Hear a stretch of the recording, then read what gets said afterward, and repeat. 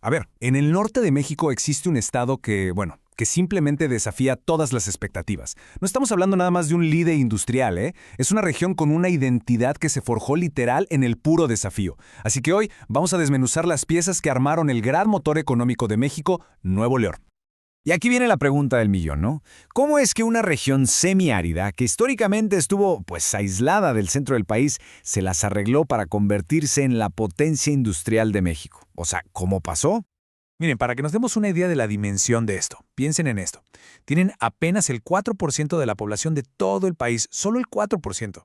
Y con eso generan el 7.5% de todo el Producto Interno Bruto Nacional. Es una maquinaria económica con una eficiencia que de verdad sorprende. Ok, para entender cómo llegaron a este punto, pues no hay de otra. Tenemos que echar un vistazo al pasado. Vamos a empezar por el principio, por sus orígenes, forjado en la frontera. Fíjense, hay 3 momentos clave que prepararon todo el terreno.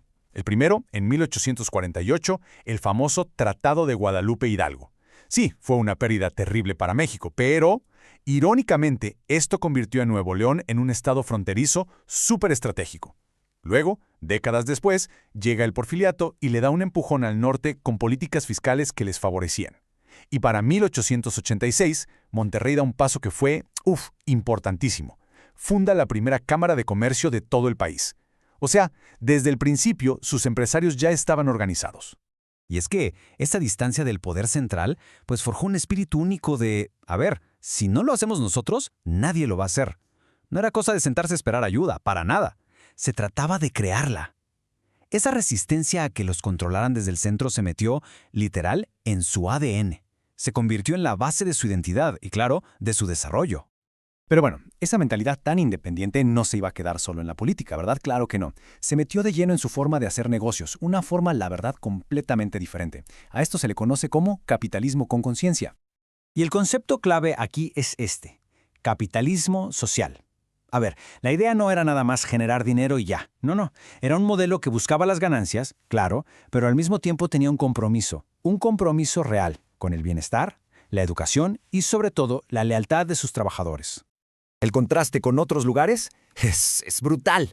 Miren, mientras el modelo industrial típico muchas veces significaba explotación y conflicto, en Nuevo León le apostaron al bienestar del trabajador. ¿Y cuál fue el resultado? Pues lealtad, estabilidad y algo clave, una reinversión constante en la propia comunidad. La meta era crecer, sí, pero a largo plazo. Una simbiosis, de verdad.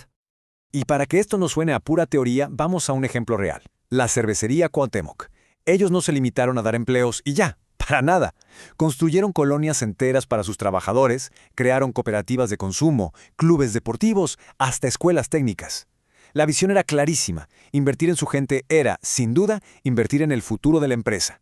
Y así fue como se forjó una clase trabajadora súper capacitada y, sobre todo, muy orgullosa de pertenecer. Y justamente esa inversión en la gente fue quizá el combustible más importante de todo este motor. Lo que nos lleva derechito a la siguiente pieza clave: el motor humano. Es que, de verdad, su éxito no se puede entender si no hablamos de su apuesta total por la educación. Por un lado, crearon la UANL, la Autónoma de Nuevo León, que se volvió un motor público de investigación e innovación. Y apenas 10 años después, los mismos empresarios dijeron, necesitamos más, y fundaron el TEC de Monterrey, literalmente una fábrica de los ingenieros y líderes que sus propias industrias necesitaban. Y por si fuera poco, a eso le sumaron toda una red de escuelas técnicas conectadas uno a uno con las necesidades reales de las fábricas. Y bueno, ¿cuál fue el resultado de esa conexión tan brutal entre las aulas y las fábricas? Pues algo espectacular. Nuevo León se convirtió en la cuna de más de 50 de las empresas más importantes e influyentes de todo el país. Estamos hablando de un legado de auténticos gigantes, nombres que seguro todos conocemos: Cemex, Vitro, Sigma Alimentos, Alfa, Ternium, Banorte. Muchas de ellas empezaron como negocios familiares, pero gracias a esa cultura de reinvertir y reinvertir, se acabaron transformando en verdaderas potencias mundiales. Pero aquí está una de las claves más grandes de su éxito, ¿eh? No fue solo construir, fue saber evolucionar. La economía de Nuevo León es todo menos estática, nunca se quedó quieta. Y así fue como pasaron de la siderurgia al software. Probablemente su mayor fortaleza es, sin duda, esa increíble capacidad de adaptarse. Arrancaron con las industrias fundacionales: cerveza, vidrio, acero. Lo básico. De ahí pegaron el brinco para convertirse en un hub de manufactura y automotriz. Y hoy Hoy están en la punta de lanza de la alta tecnología, compitiendo de tú a tú en software, en fintech y en inteligencia artificial. Y su atractivo pues ya es global, es innegable. El número habla por sí solo. Más de 3.500 empresas extranjeras operan desde Nuevo León. Y no hablamos de empresas pequeñas. Hablamos de gigantes como Kia o, más recientemente, Tesla, que han elegido este estado para sus proyectos más estratégicos. Todo esto, claro, los pone en una posición perfecta de cara al futuro. Nuevo León ya es líder en lo que se conoce como Industria 4.0. Y con este fenómeno del nearshoring, que no es otra cosa que las empresas queriendo mover su producción más cerca de Estados Unidos, pues su ubicación y su talento lo convierten simple y sencillamente en el destino número 1 para la inversión. Entonces, después de ver todo esto, la pregunta es obvia. ¿Cuál es la fórmula? ¿Cuál es el ingrediente secreto? Bueno, pues llegó la hora de juntar todas las piezas del rompecabezas para revelar, por fin, el modelo Nuevo León.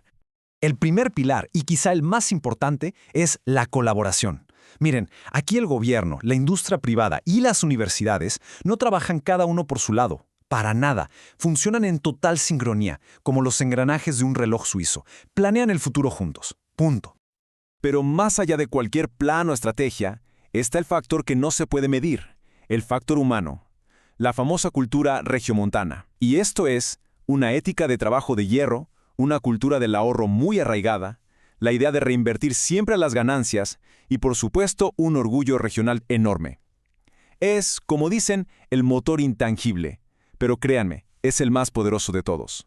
Y si se necesita una prueba, un símbolo de todo este éxito, aquí está. San Pedro Garza García, que es un municipio dentro de Nuevo León, no solo es el más rico de todo México, es uno de los que tiene el mayor ingreso de toda América Latina. Así de claro, es el reflejo perfecto, tangible, del poder económico que este modelo puede llegar a generar. Al final del día, una cosa queda clarísima. El ascenso de Nuevo León no es ninguna casualidad. No es un accidente. Es el resultado de un plan construido durante generaciones, que se basa en su historia, en una visión estratégica, en la apuesta por la educación y, claro, en una cultura local que es, de verdad, única.